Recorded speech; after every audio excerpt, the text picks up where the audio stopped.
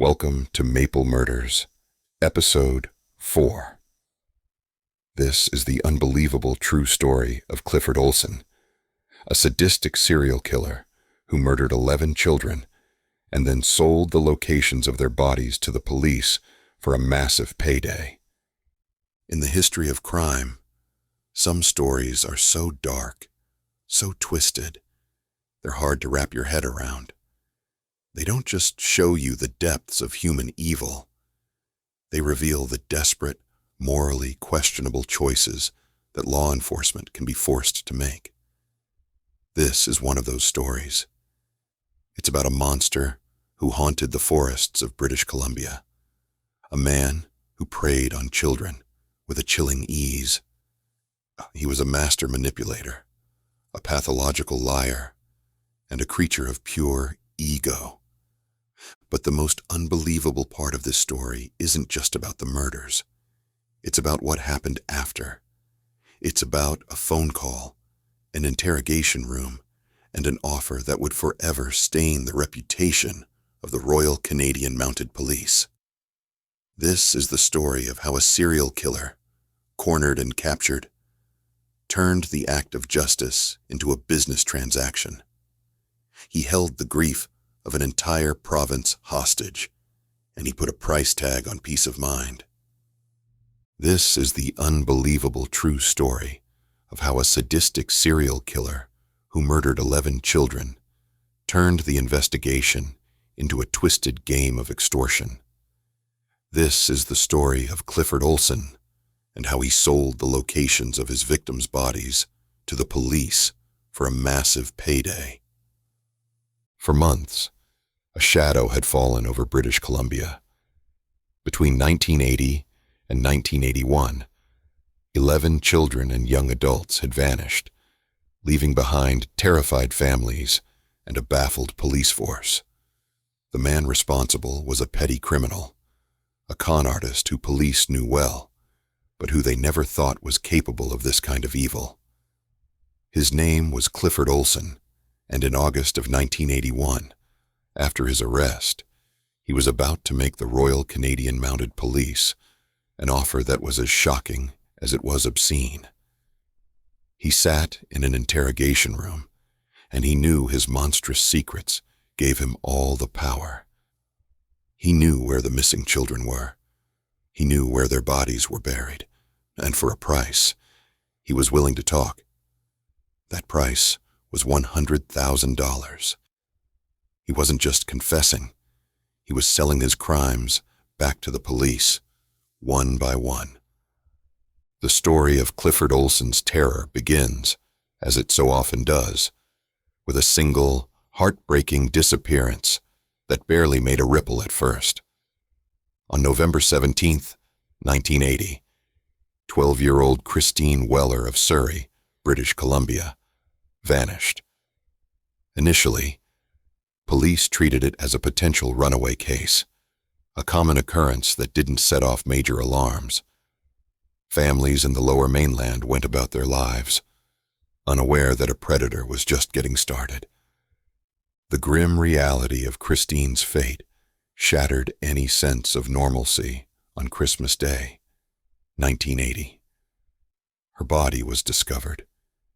She had been strangled and stabbed repeatedly. The discovery sent a jolt of fear through the community, but it was still seen as a horrific yet isolated crime. The idea that a serial killer was systematically hunting children in their quiet towns was, at that point, unthinkable. Canadian law enforcement had little experience with this type of repetitive, random violence.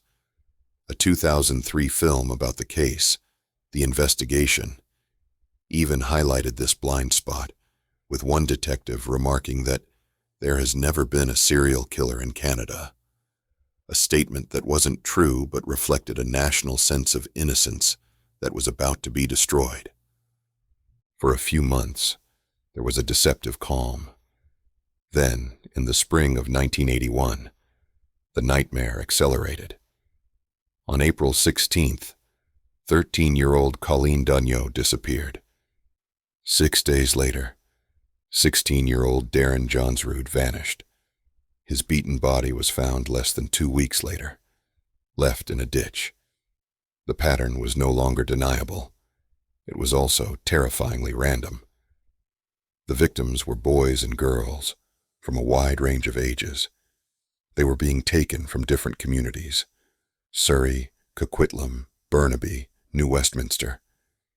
There was no clear victim type, no obvious geographic focus. It was chaos. May brought more horror.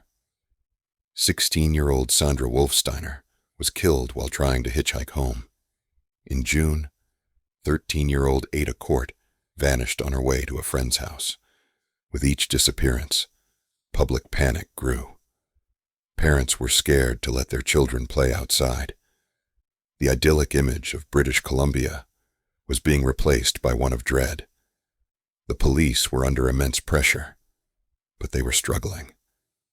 The disappearances spanned multiple jurisdictions, and in an era before shared databases, communication between police forces was slow and clumsy. Information was stuck in silos. Tips received in one district weren't always shared with another.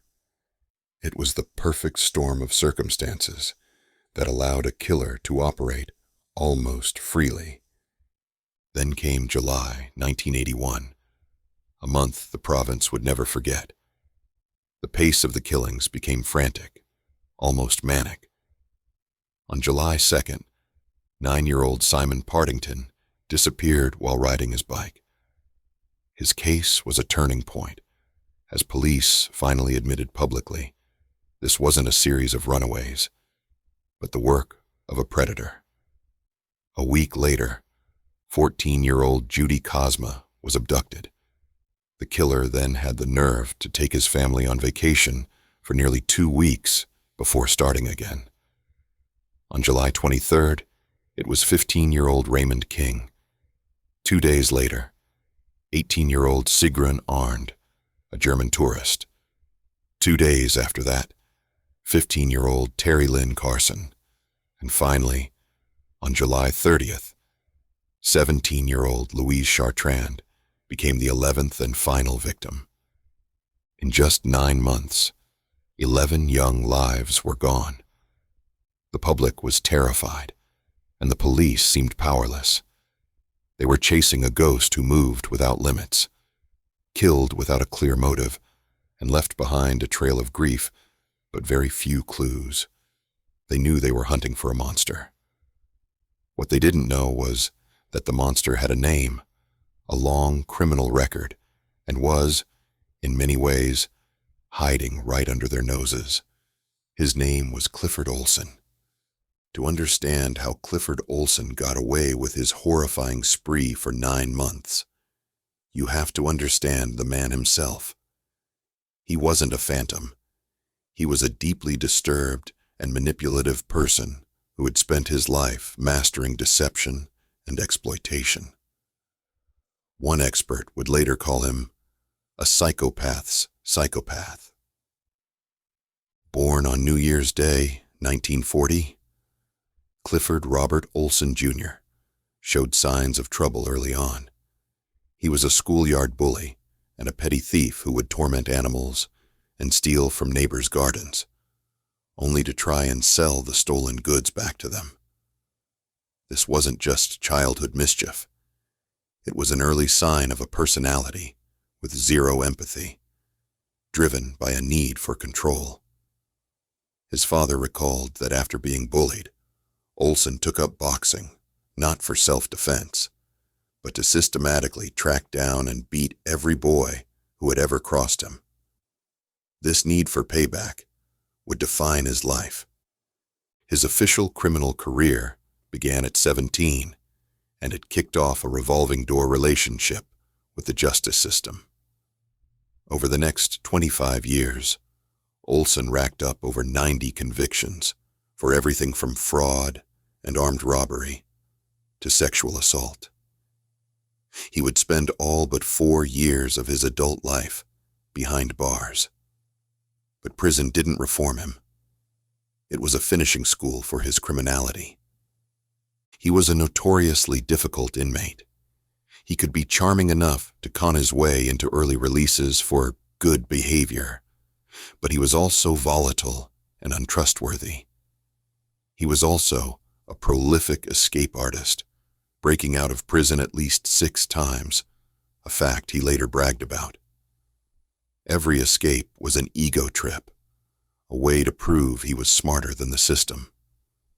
Perhaps the most critical part of his criminal past, and the one that directly slowed down the police, was his side hustle as a police informant. Olson was a snitch. He knew information was currency. In 1976, he befriended a cellmate who was a child killer, coaxed a written confession out of him, and handed it to the authorities for favorable treatment. This earned him a reputation with some cops as a useful, if slimy, asset. So when children started disappearing in 1980, some officers saw Olson as a source on the criminal underworld, not as a potential suspect. They saw a familiar con artist, not a sadistic serial killer. That misjudgment would cost lives. When he was released from prison for the last time on September 7th, 1980, just 2 months before his first murder, Olson was 40 years old. He presented himself as a charismatic, talkative construction worker. This was his cover. His method was terrifyingly simple. He'd approach young people and offer them jobs, often for great pay like $10 an hour, well above minimum wage.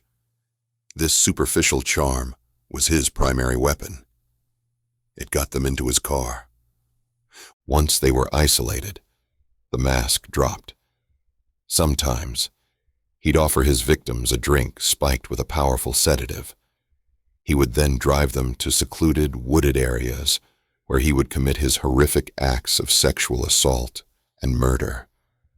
His methods were brutal and varied. Strangulation, bludgeoning with a hammer, and stabbing.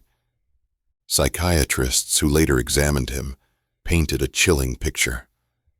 Dr. Basil Orchard described him as a classic psychopath, unable to feel guilt and seeing other people as nothing more than objects to manipulate for his own gratification.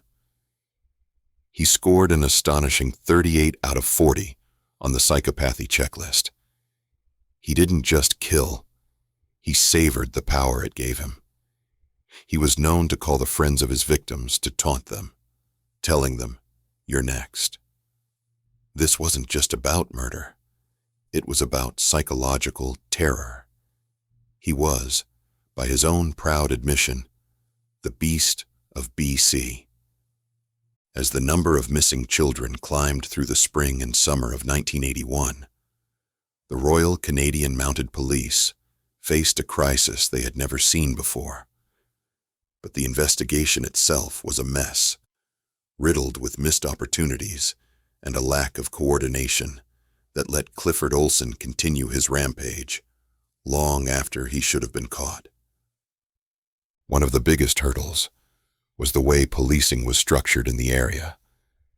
The murders were spread across numerous municipalities, each with its own police detachment. In 1981, the tools for cooperation were primitive. There were no shared databases, no instant information sharing. A clue found in one town might never reach investigators in the next. They were essentially running separate investigations, failing to connect the dots that all pointed to one person. This was made worse by a mindset that resisted the idea of a serial killer. The initial police theory for many of the disappearances was that the teens were runaways. Even when it became obvious it was foul play, the randomness of the victims, boys and girls from 9 to 18, confused investigators.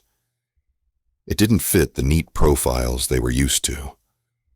On top of these issues, there were critical resource shortages. Police later claimed they just didn't have the manpower for the kind of widespread surveillance needed to catch a killer who was constantly on the move. Amidst this confusion, Clifford Olson's name did come up.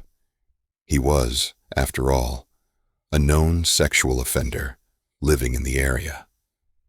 As early as July 15th, 1981, his name was mentioned at a law enforcement conference about the disappearances. He had even been charged with a sexual assault on July 7th. Yet incredibly, he wasn't linked to the murders and was allowed to remain free. The system saw him as the perpetrator of one crime, failing to see the terrifying pattern unfolding across the province. Even when police finally did zero in on him and put him under surveillance, Olson's cunning made him a difficult target. The surveillance was often clumsy. In a devastating turn, Olson managed to commit at least one more murder while he was supposedly being watched. He picked up, assaulted, and murdered his final victim, 17-year-old Louise Chartrand, on July 30th, right under the nose of law enforcement. The end of Olson's killing spree came not from a brilliant piece of detective work, but from a bit of luck. On August 12th, 1981, police tailed Olson as he drove to Vancouver Island. There, they watched him pick up two female hitchhikers. Fearing he was about to claim more victims, the officers finally moved in and arrested him. The reign of terror was over. When they searched his car, they found the address book belonging to Judy Cosma, his 8th victim. This was the concrete link they needed.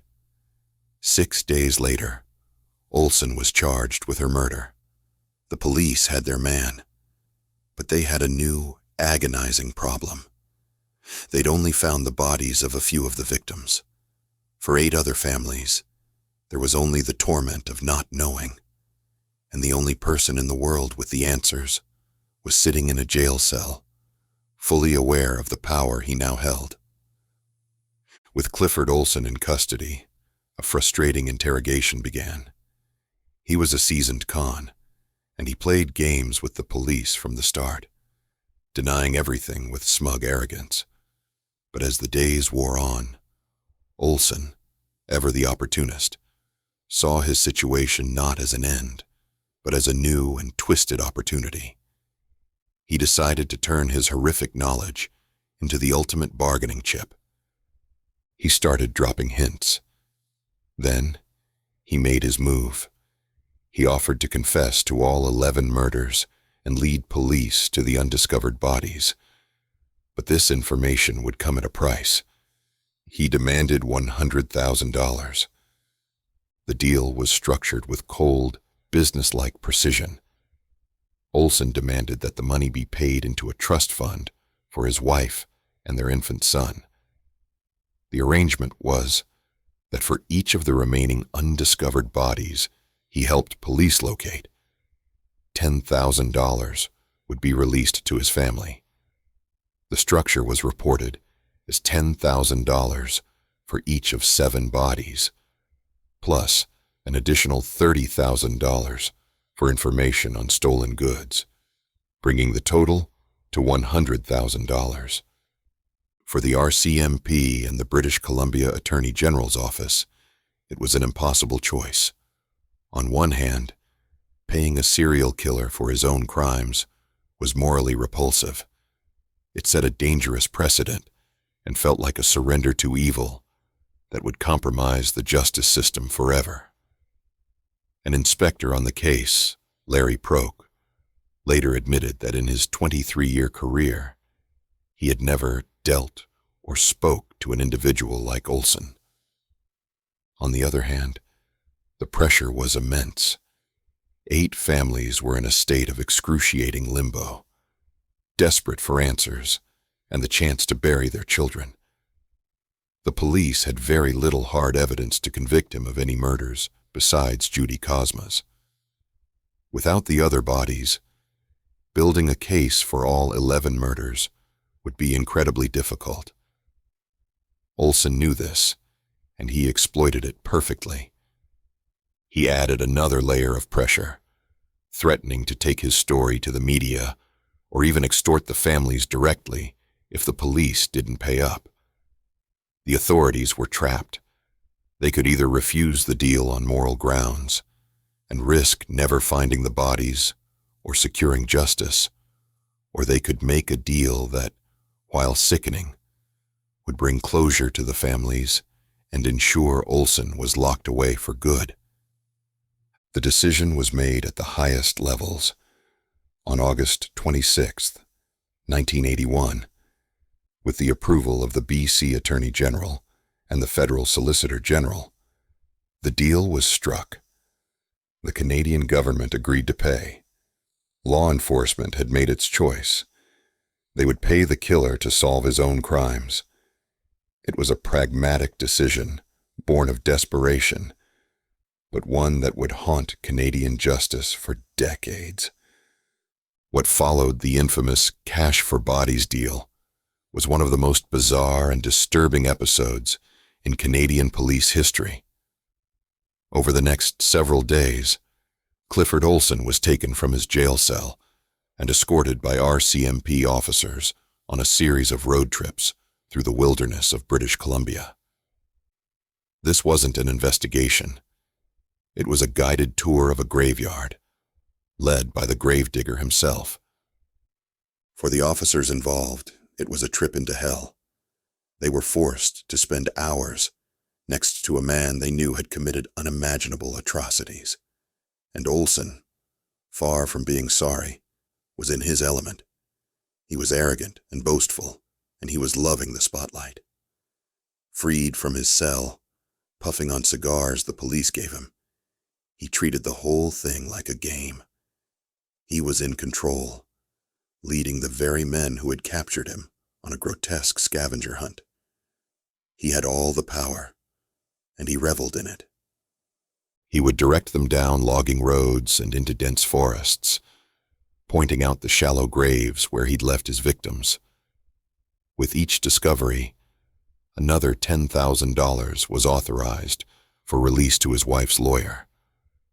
The process was psychological torture for the officers. They had to listen to Olson's gloating and casual recounting of horrific details as they recovered the remains of the children he'd murdered. Retired RCMP officer Daryl Kettles later revealed the profound toll it took, stating he suffered from PTSD as a direct result of the case, and that Olson was the devil himself. One by one, the missing children were found. The body of Colleen Daigneault was recovered 5 months after she vanished. The remains of Ada Court were found 2 months after her disappearance. For each family, the discovery brought a brutal end to any hope they had, but it also brought the cold comfort of certainty. They could finally lay their children to rest. The deal, however, didn't go entirely to plan. Of the $100,000 promised, his family ultimately received $90,000. The final $10,000 payment was withheld because Olson failed to lead police to one of the bodies, though some of those remains were eventually found by investigators. By the end of this grim tour, the police had what they needed: the bodies and Olson's confessions. In January 1982, his trial lasted only 3 days.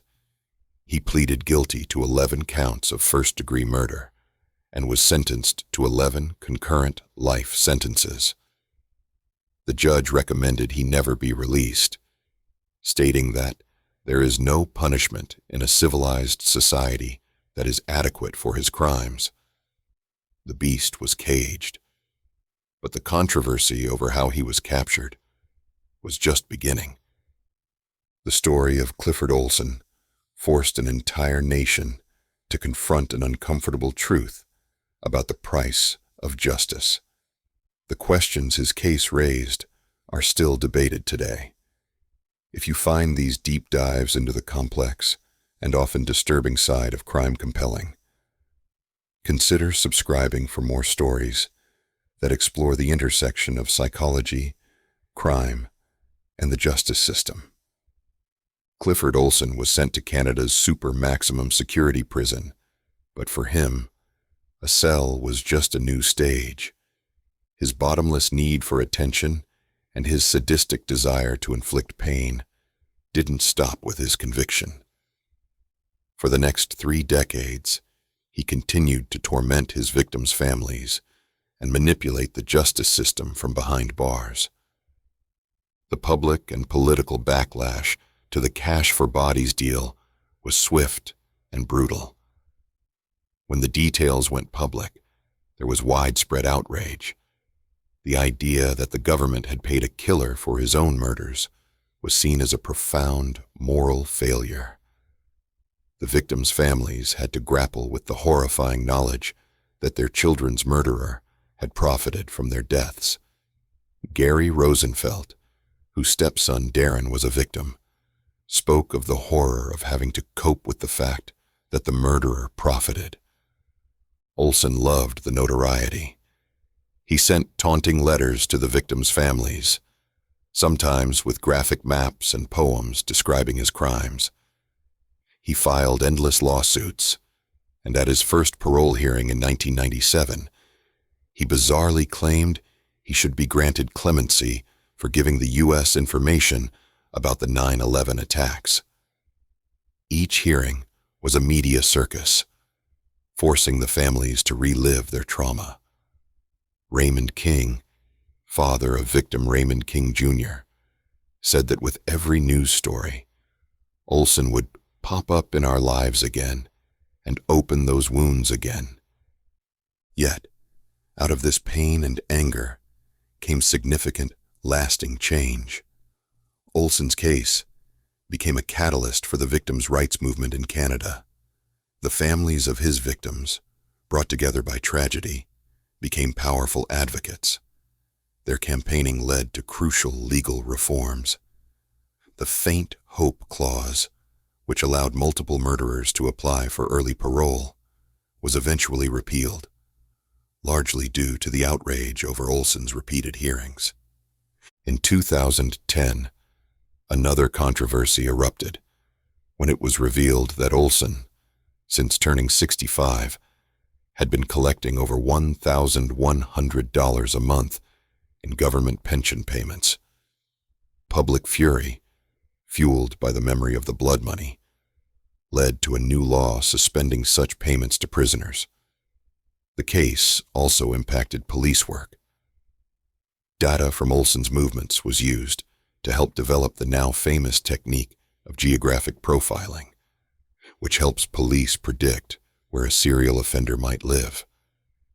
For Olson himself, the end came not with a dramatic final act, but with a quiet death. In September 2011, at the age of 71, Clifford Olson died of cancer in a prison hospital. For the families, the news brought a sense of profound, weary relief. Trudy Court, the sister of victim Ada Court, tearfully told reporters, "These are tears of happiness, because justice is done for the children. He's gone now." The case of Clifford Olson is one of the darkest stories in Canadian history. It's a story of 11 young lives, full of promise, cut short by a man without humanity. But it also forces us to ask tough questions about moral compromise. Was paying Olson for the bodies of his victims a necessary evil? A pragmatic choice to bring closure to suffering families and guarantee a conviction? Or was it an unforgivable breach of ethics that rewarded evil and forever tainted the pursuit of justice? There are no easy answers. The payment allowed families to bury their children and ensured a monster would never walk free. Yet, it made Clifford Olson infamous, not just as a murderer, but as the killer who extorted the government. His legacy is one of pain, but also of hard-won legal reforms, born from the tireless advocacy of the very families he tried to destroy. The shadow of his crimes and the controversial deal made in their wake remains a haunting reminder that sometimes, in the fight against monsters, the choices we make can be as unsettling as the crimes themselves.